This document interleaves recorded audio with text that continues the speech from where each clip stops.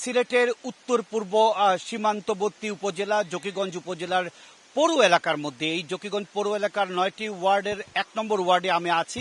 এই এলাকার খোলাছড়ার যে পরিস্থিতি, এটা ভয়াবহ পরিস্থিতি।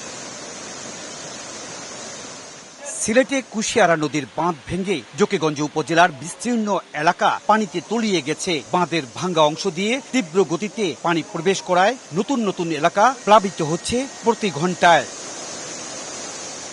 পানিতে ডুবে আছে ঘরবাড়ি, দোকানপাট, জনপদ। দিশেহারা হয়ে পড়েছেন বানভাসী মানুষেরা। আমাদের ঘরের ভিতরে হাঁটু পানি, আমরা খুব কষ্টতে জীবনযাপন করতেছি। একটা রোগী নিয়ে যে আমরা মেডিকেলে যাব, এই পরিস্থিতি আমাদের নেই। আমরা খুব অসহায়ের মধ্যে আছি।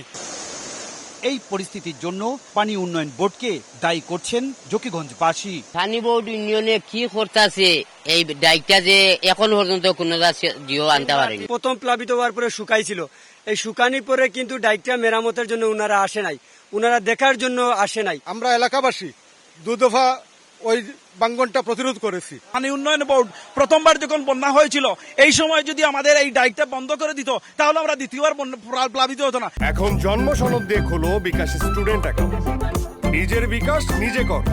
তৃতীয় দফা বন্যায় জকিগঞ্জে ৫ ইউনিয়ন ও পৌর এলাকার ৮৫ গ্রামের লক্ষাধিক মানুষ পানিবন্দী রয়েছেন।